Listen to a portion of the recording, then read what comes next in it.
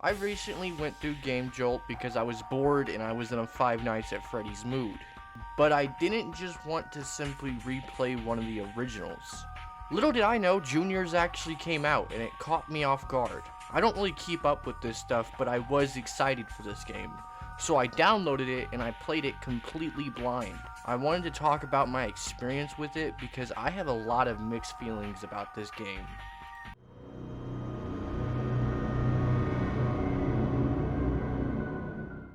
This game starts off weird. You watch some cutscenes and you're in limbo or something. I originally thought my game was broken because of how this game loaded, and it might be. I don't know, the amount of pop-in and lower resolutions in this area just makes me feel like something is wrong with my computer.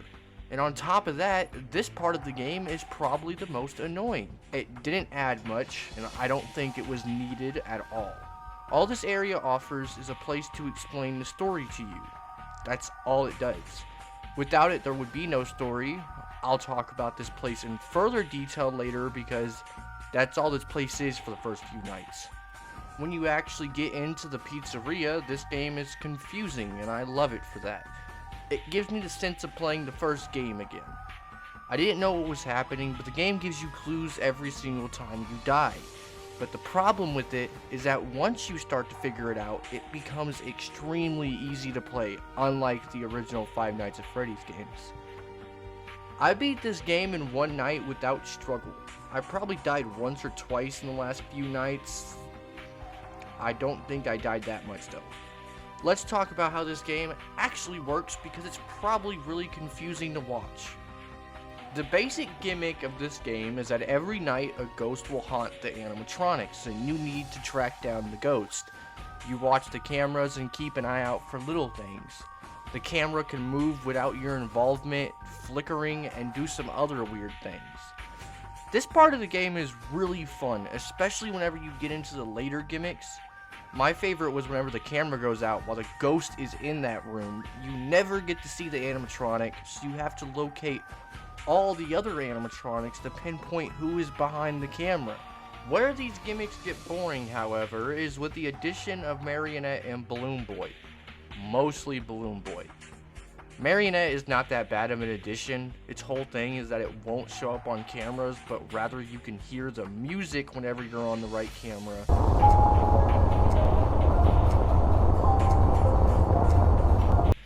You can track it down like that. I usually just don't bother though. I just get to a point where it feels like none of the animatronics are doing anything and I end up just guessing the Marionette.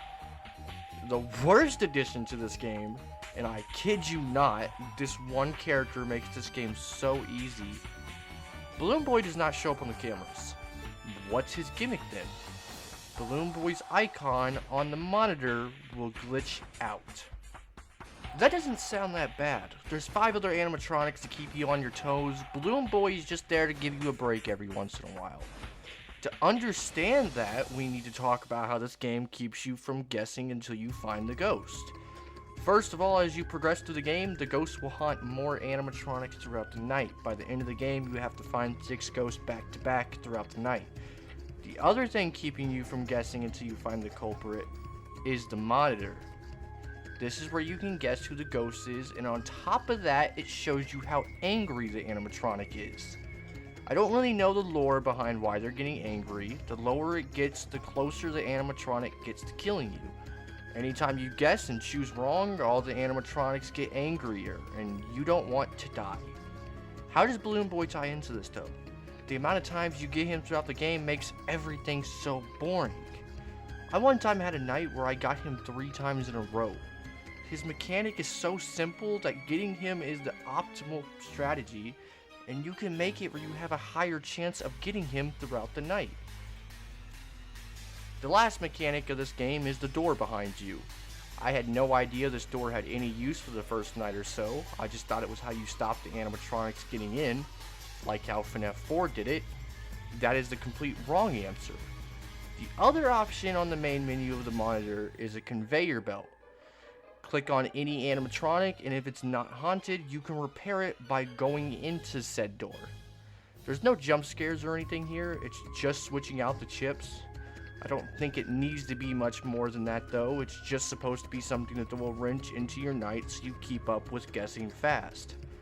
These animatronics get angry very quickly, so you need to be switching out chips a lot. The problem yet again stems from Balloon Boy.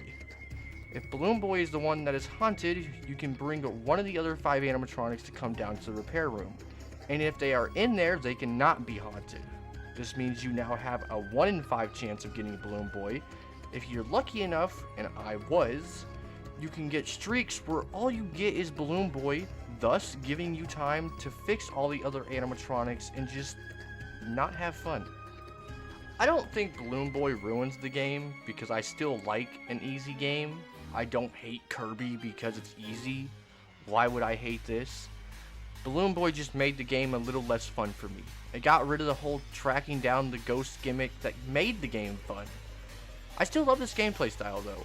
I wish they went farther with it because it didn't really feel like it reached its full potential. When it started to get good, it ended, and in its place was a reference. This seems like the perfect time to talk about the story. This story reminds me of the Joy of Creation. It's so dumb, but you can't help but love it. You wake up at a place where you're not dead or alive. I don't know, it's a weird story. The ghost in the restaurant hates this little dude, and his name is Paul Bear. She would not let him out of the realm of darkness because of how much she hates him or something. What this leads up to is you and Paul Bear joining forces to track down the ghost, and in 5 nights you become this bear's best friend. This guy would jump in front of a bullet for Paul Bear, and he basically does. This game is incredibly short, and it has no time to develop this friendship. All he does for the first 4 nights is talk to you about the lore, and then he randomly becomes your best friend. That's not where all the story comes from though. When the night ends, you get a VHS tape. Watching these lead to short videos that are amazingly animated of Mangle being created, and Paul Bear determines the ghost is making a weapon in the basement of the restaurant. This all leads up to night 6, and I personally do not like this night. The night starts with a cutscene directly referencing Five Nights at Freddy's 2. I thought this would be a fun gimmick night. We're going to the basement, where we can have the second game's designs while putting your skills to the test with the added addition of Mangle. That's when I realized the last night was just Five Nights at Freddy's 2. This disappointed me a little. I really liked the gameplay of the first 5 nights, and I was really hoping that it would give me one last night where your ghost hunting skills are really put to the test. With the addition of Mangle and maybe the animatronics getting aggressive faster, would have made the ghost hunting a lot more chaotic. But as it is, you never really learn how to track them down. If you played FNAF 2 though, then you know how to beat the first half of this night.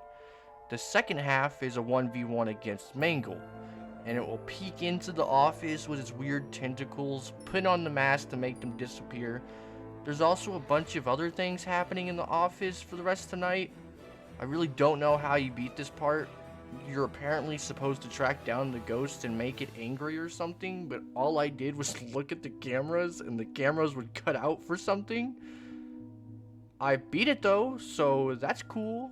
Once you beat the 6th night, you finally get to see the ending, and it is really funny to me. You stab the ghost, and then you get a list of things that happened after the game.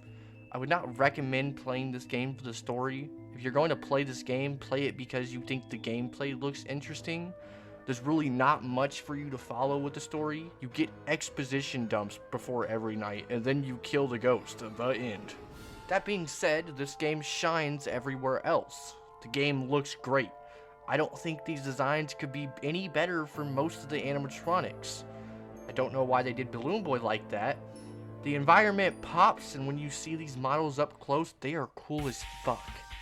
I don't think the game ever actually scared me though. I thought it was cool looking, but there was never a point where I felt afraid.